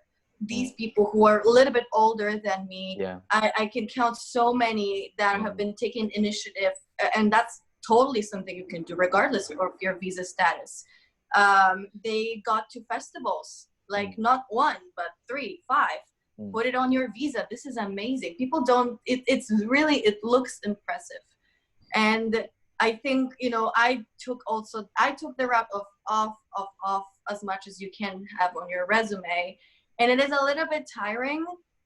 I wish I was more selective about the things I did, because at the end of the day, it is, it's how you felt about it and actually what you got out of it practically for your visa as well. So if none of these things are fulfilled, you're gonna feel like shit. And you're just like, okay, I put this thing on my resume, but what is it for? So really, make sure it gives you publicity, gives you results, or speaks to your heart. And when it comes to getting to big rooms, I think these connections are worth to make all the time, because casting directors are just people who might need you in 2 years, and your visa status might change 3 times in 2 years. So reach out to them like people, and if they get you to the room, that's amazing. But don't expect too much. This is like my advice. Like, really don't expect, just make the connections, because this is what everyone is doing. Even Americans, they reach out, and we don't know what will be the comeback. And it's something worth your time for sure to make these connections. And I think what is easier to make these connections is, from what I've seen from spying Polish celebrities actually, is that it's good to be established in your country, have an agent or casting director, representation who will reach out overseas. Yeah. But that's like a different level of things I'm talking about. This is just me spying on people, seeing how celebrities, successful people got their work in major motion pictures in Hollywood, but they were already established in their country. Yeah, I think in Hollywood, no, they want to really establish actors in their own countries. Yeah, rather than actors based in America. Yeah. Yeah. As a career coach, I counsel people on this very thing because we sometimes think of off Broadway or independent film as only being a stepping stone to the bigger stuff. When in fact, they're really two different industries because there's different kinds of storytelling. So it's very rare that a director who directs for big commercial Broadway is the same kind of director who directs for the off Broadway or independent theater scene, because the storytelling is so different. Commercial theater, commercial film, and commercial television are different scripts. They have different formulas. You notice the storytelling is just quite different. So if you, as an actor, find that, you know what I really love doing is sci-fi fantasy, then you're not going to find as much of that in off Broadway theater because there's no budget there for it to create a set that looks like it's a sci-fi set. Same thing with filmmaking. Your independent films are not going to have as much money, so you find that storytelling is in independent film can sometimes be a little more artsy, a little more daring, because they don't have the big donors, that not donors, but the investors that you have to pay off their investment. Because with independent film, the way it works is they shoot their film and they sell it later. So they are not beholden to the investors when they're creating the art, which is why Hollywood is so formulaic. So I always recommend that people, outside of the visa conversation, which you all are equipped to have, that I can't speak to, it comes down to like, what kind of stories do you want to tell? Where are those stories being told? Because getting your first co-star on TV is just as difficult as getting your first leading role in an off Broadway play. Just as difficult and just as easy, frankly, especially when you're someone, and I have to say, being a white person, where of course there are many more roles available to me and the quality of role tends to be a lot better, and I have more choice. What I don't have is access to a lot of co-starring roles because I look like the person they want for their lead. Therefore, I conflict. Therefore, I'm not appropriate. And they will always choose someone, a person of color, or choose someone who has a distinguishing feature that makes them not the leading person to take those co-starring roles. I had to fight very hard for the co-starring roles that I got. So that's one piece of good news that you all have, having your dialects, your accents, your looks, that does prime you very nicely to get into commercial TV much more easily than someone like me. Yeah, I would definitely say, don't, like, people always ask, are you going to do this or that, comedic or dramatic?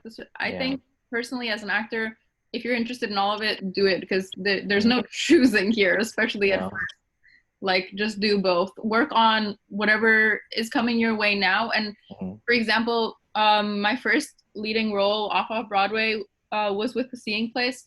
I did Antigone, and with Gaia, who was actually listening earlier, we sent out headshots and resumes to so many casting directors, and it was like shooting to like an empty ball. There was no response and no one came, and it's fine. I mean, it's about setting your intentions, what do you want, and working towards it, and eventually you will meet that person that will get you in that door. And it wasn't that year for me, it was the year after, and it was through meeting that scene partner that got me the agent. The agent eventually got me into those rooms, and even when you do get there and you start getting callbacks, it's you get a whole other set of things to handle. So it's like one step at a time. And right now, if you're interested in doing indie stuff, like we worked on 80/12 together. It was an indie TV show we just did, Jason and I. And yeah, work on stuff like that. That's super fun, and while trying to network, if your goal is to make it into those bigger TV film productions. And then obviously the way to get to Broadway now is to be big in film and TV, apparently. So yeah. I would do both if I was. Yeah. That's great. Thank you so much for a wonderful question. I think a lot of us had that question. So thank you so much for your answers. Yeah, you bet. All right. So the next question comes in from Sharon. Can we get you to turn on your Oh, where is she at? She's not on here. Okay, well, it just says I have a question. So maybe when she logs back in, we'll get whatever that question was. So we'll move on to Maria. If you want to turn on your video and your sound.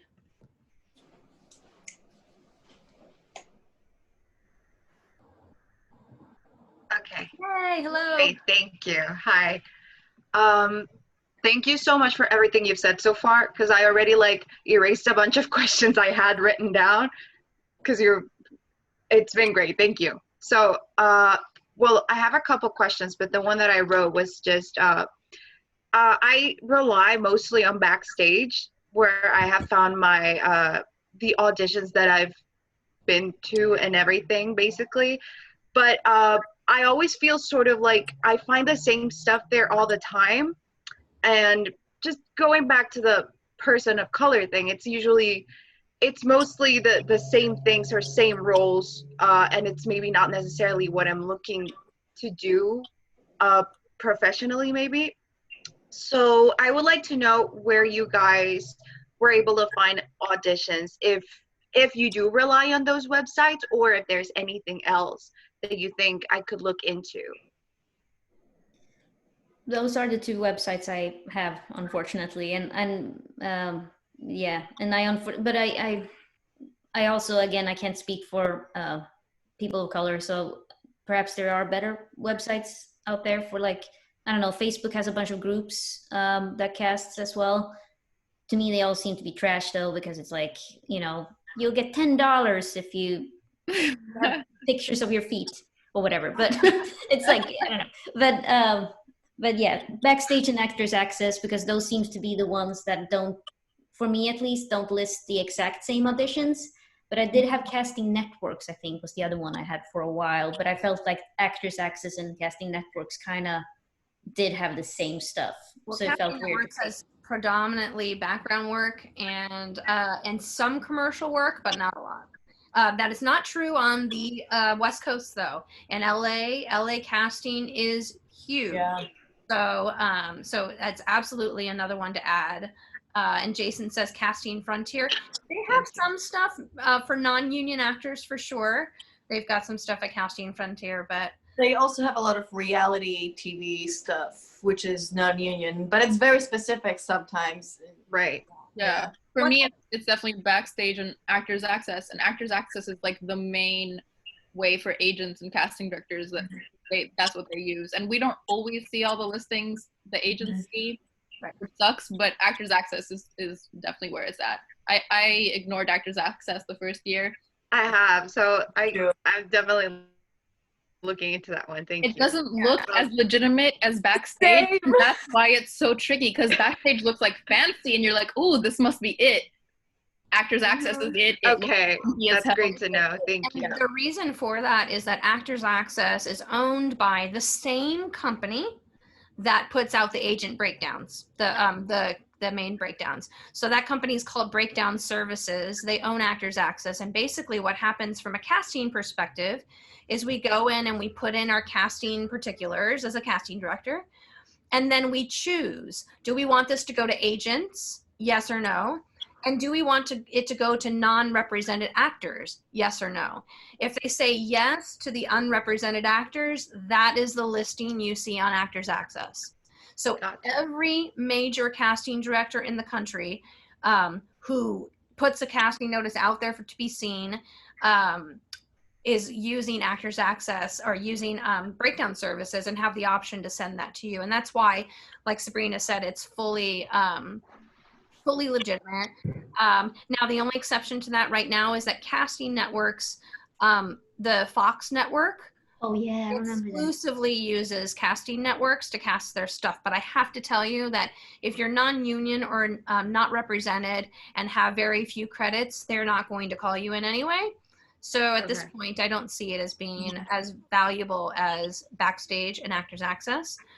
Another thing you can do that for my career coaching students that I tell all the time is when you run into these kinds of casting difficulties, which people of color do, no matter where you're from, it's a reality that I'm trying so hard to shift as a producer, but, you know, baby steps. is you'll have to go what I call like the non-traditional route, which is essentially networking, right? So what kinds of networking might you be able to do? So what are you interested in doing? Are you interested in theater, film and TV, everything? I actually have a question about this too. I'll leave that for later, but I'm interested, I mostly started being interested in theater, musical theater, but part of my question for later is sort of like, I'm looking to go into film and TV too. Okay. So I guess I'm expanding that horizon in a way. Yeah.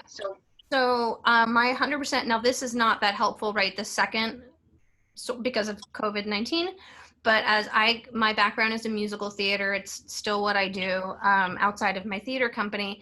And number one, bar none, what you need to be doing is getting out there to open mics. So that's the great equalizer. So are you based in New York City? Is that right? I'm in New York right now, yeah.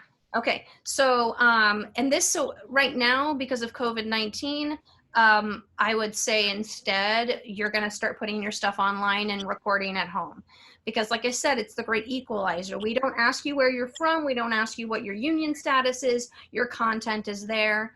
I have gotten so much work as a singer by doing open mics where you go in and you get one song with a pianist. There are some that are free. There are some that charge a cover charge, but it's all networking. And you get to sing whatever material you want. You're singing the full song. You're not doing 16 bars. You're not doing 8 bars. You're doing the full thing. You get to tell your story, and people who are looking for someone like you now can find you. So musical theater, that's huge. When you're talking film and TV, it's also networking, but now you want to start thinking about where can you meet filmmakers who, because the thing is like, so on Twitter, I met a filmmaker, and then I met him at a networking event and we were talking, and then a film came up that he wanted to produce, but he wasn't sure yet. So he got a group of actors together to read the script. So he called me in just to read. It was not going to pay anything. And then a film came up on Actors Access, and I noticed, oh, he wrote the film and I would like to come in. And so I wrote to him and said, hey, can I come in and audition for you? And he said, I was just going to reach out to you. Yes, you can come in. And it turned out at the time I was not represented, and they were only seeing represented actors. But because I knew him from these networking events, meanwhile, he had not seen my work other than my reel. He had not seen me do anything other than, of course, reading that script. But I came in and I booked it, was the only unrepresented actor at the time who booked that film. So it's for you and for anybody who is finding that the roles are just not what we need them to be. It's absolutely networking. And it's not networking with the big shots. It's networking with people who are hungry to meet actors. There's so many different opportunities, so many different film festivals. So unfortunately, a lot of those are shut down right now. But that's what you're going to want to do. You're going to want to volunteer at film festivals, meet those filmmakers, see a lot of films, write to those filmmakers, tell them, I just saw your film on Vimeo and I loved it. This is what I loved about it. And then may I send you my headshot and resume? We all have egos, right? I tell you, if someone saw one of our shows and then wrote to us and said how impactful our work was, come on, call them in. When they submit to me, then you go the traditional route and you do submit when you see those things and you do reach out, but you have that background of knowledge with them. So you have so much more power than you think as an artist, just by getting to know people, and they will trust you because they met you and they know you're not a crazy person, because there's so many crazy people. You guys, you've met them. They're crazy people in this industry. So when you're not crazy, like none of y'all are crazy, it really makes a big difference for us, right? I mean, well, Ellie, but she's Swedish, so Well, thank you so much for that. Yeah, you're welcome. We can take one more quick question from you. And then, well, before we do that, I just want to address, I know some people might be needing to leave. So one thing I will be doing is I'll send everybody an email after this. We will put this video online, if not today or tomorrow, and I'll send a link out. I'm also going to send a link with a survey so that you guys can let us know your thoughts on the event. It can be anonymous, so don't worry. Though if you want to put your name and you say nice things about us, then we're able to use that when we write grants for this program. So anything you say would certainly be helpful. And I will also send, if you guys want to put your contact information in the chat window, I will send that on as well as an attachment so that you all can keep in touch, because it's all about networking. So we should be supporting one another's work. So yes, what your next question, Maria? Great, thank you. Yeah. So to going back to sort of one of the first things that you guys talked about proof, or like press, whatever we want to call it, basically I am currently on my OPT. So sort of like the step prior to the O1. Right. Due to how things are looking right now, mine expires in September. So I highly doubt that I'll be able to apply and get it by then. But like, I believe it was all of you who mentioned to not be afraid to just go back home and sort of build from there. That's kind of what I've settled for. And I think it's a good idea just because of the times that we're in. But I was set to open just a small production of Jesus Christ Superstar in Rockaway right before the stay-at-home order was set, basically. And I'm so sorry. That sucks. It's fine. So that's supposedly it's postponed, but of course I'm the only non-American in the cast, so I'm the only one who can't promise to be here by the time that it does open. However, I would like to maybe get that credit at least, because I know that it's at least where I'm from. I'm from Colombia, by the way. Nice to meet you, Sabrina. Bogota. I'm from Bogota. From Armenia. Armenia. So I know that it's an important thing. It's also kind of an elitist thing over there where if they see an American credit, they'll be impressed by that. And it would be wonderful to use that to my advantage, as selfish as that might sound a little bit. Do it. A little bit, it's fine. So would you recommend me to add that as a credit, even though it was in a production that opened? Hell yeah. Oh, sorry, but I am all about breaking rules. Yeah. It was literally 1 week before we opened. And we did actually, which I believe is maybe the only proof that I really have of it happening. We have a bunch of rehearsal videos of it. And we did like a staged small concert thing. And I have like a little pamphlet that we have from that for Easter. So I've kept it in my resume. I have like a template with it on my resume in case I do get like the green light that I should use it just as a credit in my resume. How about reaching, I mean, I think first of all, you should do it. Totally. I would totally do it. I would totally keep it on. I would in fact say that it was like an 8-week run, but I'm also super bad. But what if you feel insecure? Did you have a good relationship with your director or producer? Yeah, absolutely. How about you shoot them an email and just say that, hey, I'm applying for my O1. I need all the freaking support I can get. Is it okay if they call you, can you just embellish a little bit on what, like, you don't have to tell them the truth. And also you did book it, you did rehearse it. It was basically a job. So it's not like you're technically lying. And I would go a step further. I would imagine that as soon as they were to open, they probably already have a program built. And I would ask them if you can get an electronic copy of the program. So that gives you one further piece of evidence that you did the show. And then that concert even counts. So at the very least, you could put Jesus Christ Superstar in concert. Yeah. At the very least. Sounds good. That gives you at least an opportunity to put that on there.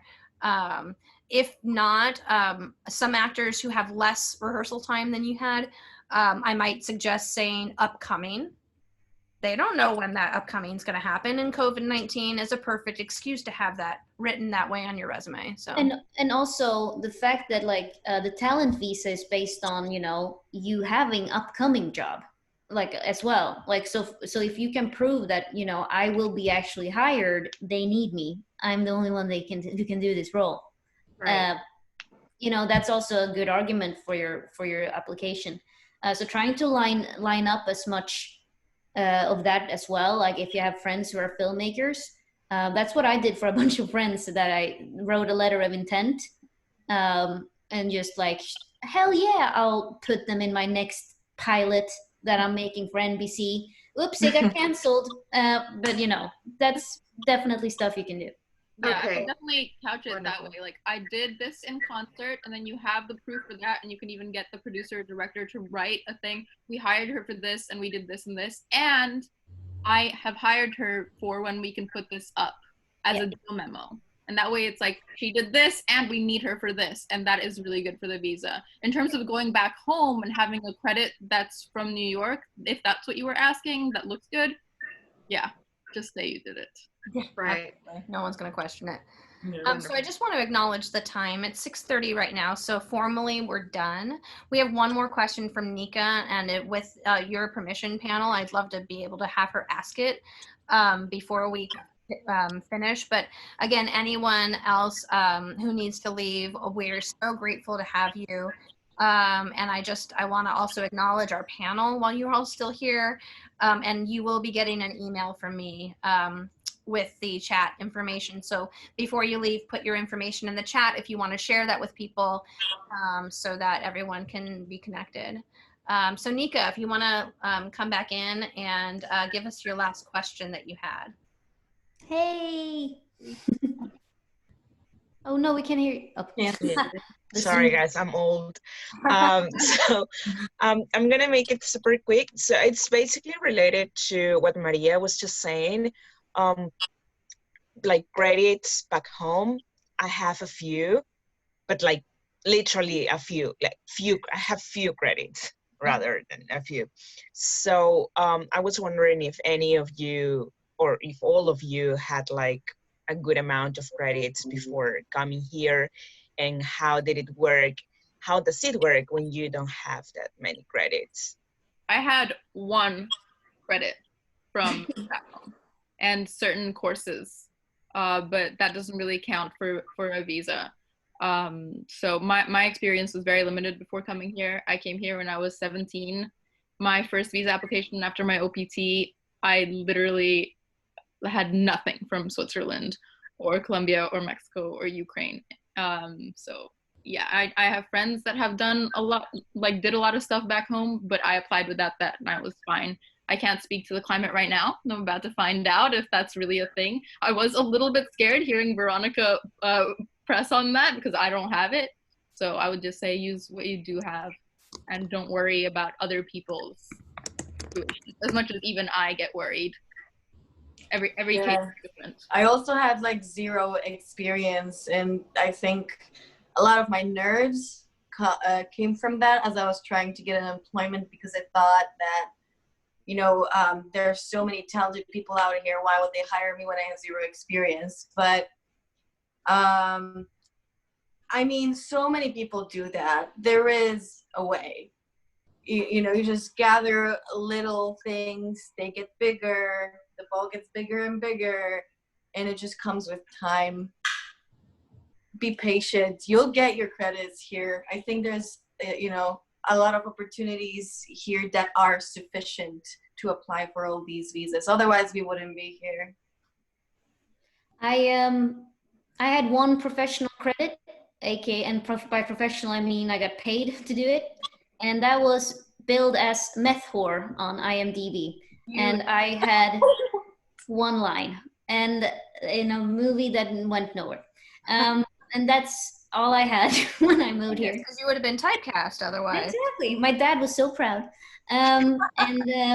I don't even want to. Okay, I might tell you what I actually had to do. I had to. Okay, never mind. No, tell me. Okay, well, I was sucking a dude, and then I had to wipe off like his cum from my face, and I was like, great role. Oh God. Yeah, that was my only credit I had. I was professional, and otherwise it was just community theater and amateur theater, you know, with the school and high school and my student organization and all that. And yeah, so I wouldn't worry too much about having like credit. And I'm also obsessed, as I probably revealed earlier today, about checking the age of people when they have their breakout role, because I'm like, you know, like it's starting to get up there, you know, and like when is it gonna happen for me? So like when Octavia Spencer, I think she was in her 40s when she, you know, got the, and I was like, yeah, she's a great inspiration, honestly. Like yeah. I listen to her over and over again, so I don't get discouraged. Yeah, exactly. Yeah. And I think I think we are moving in the right direction, as at least just comparing 10 years ago. In terms of diversity, obviously there's like 5 million steps to go, especially for people of color. But I do think we are moving in the right direction in terms of ageism. Like I do think there are more interesting roles for women in the age group of, you know, 30 to 50 that just didn't exist just a couple of years ago. So I think that gives us hope. I do think like older women have, like Judi Dench, obviously, is like a good example of someone who's just consistently had amazing roles. But I do think we are moving a little bit more in the right direction, and hopefully we will get better and better and better, or we'll just burn and die. It's the two things. And with that, is there any happy note? Any last things that this panel wants to share before we sign off tonight? I just wanted to ask Vivi, so you said you came here with little experience. You didn't have stuff from Poland that you used for your visa? I got paid 60 zlotys, which is like $15 for being an extra once. Okay. And then right before coming here, I took a workshop. It was like a winter workshop. In the summer, I went to Strasbourg. Mm-hmm. In a Polish theater in Warsaw. That was like my first theater experience, really. And then, I mean, I was in Strasbourg in 2011 for a young actors intensive for 4 weeks, but I could barely speak English. I was terrified. I had no idea what I'm doing there, but I wanted to be in New York City. So there's like a little episode from the past where I definitely shaped who I am now. But yeah, I didn't do anything. So you were talking more in terms of just reaching out to people back home to write articles and such, not so much having gigs back there? Me? No. When? I don't know. I thought I must be wrong, but I thought I heard you. I was talking about reaching out to Polish communities, like New York communities in New York City. Oh, I see. And you definitely said when you about getting coverage back home. So like writing to somebody in Poland to get them to write about your time in New York, right? Oh yeah, I did that. I did that too. And they're usually, I mean, it's hard to reach out to like Polish-based newspapers because they're more want to talk about artists who are in Poland. They are not really interested in like somebody foreign. It's a thing also in Poland where somebody is foreign or makes success abroad. They're not that acknowledged, even if these successes are bigger, because you're just like, I don't know, banished. I don't know, what is it? But there are a lot of newspapers that are in Polish community in mostly it's Chicago, New York, Boston, New Jersey, and you just write to them and they are legit, like people read it, some older probably Polish people, and they don't have a lot to write about, so I just reached out to them. Did you contact the journalist or the newspaper? The newspaper, like the whatever info email they have on their websites. Yeah. Okay. Yeah. Okay, cool. Okay, thank you guys. Yeah, you're Thank you welcome. guys so much. You're welcome. Any last things, Welcome. Sabrina, Vivi? Before we, I just want to thank the people who listen in and share their input as well. I think, like, I don't, I have a very limited, experience in terms of, like, my experience is my experience, obviously, but then I realized there's like so much more of a perspective out there, and people who are struggling with things that I don't struggle with at all. And so I think it's always important to just hear those voices and be reminded a little bit, for me especially, to be like, right, there there are many levels of hell in this world. It's really awesome to recognize that I don't know what's going on outside there, but it's really awesome to recognize that so many people are going through these obstacles and that we aren't alone. Yeah. There's so many people to reach out to, even if you feel like, oh my God, I'm the only person in the world that has to deal with this in this industry. It's just not the case. And if when it comes down to it, people in the industry have seen people on O1s, people that are and wanted to hire us. So we're no new thing. It's new to us, but not new to them. Mm-hmm. Yeah, and I just want to thank all of you, the panel, but also the guests, for sharing so vulnerably and bringing so much empathy to the discussion. I think this has been, without sounding too hokey, it sounds like a really safe space to have been sharing, and that says a lot about the people here who are willing to do that with people they don't know on the internet when things are being recorded.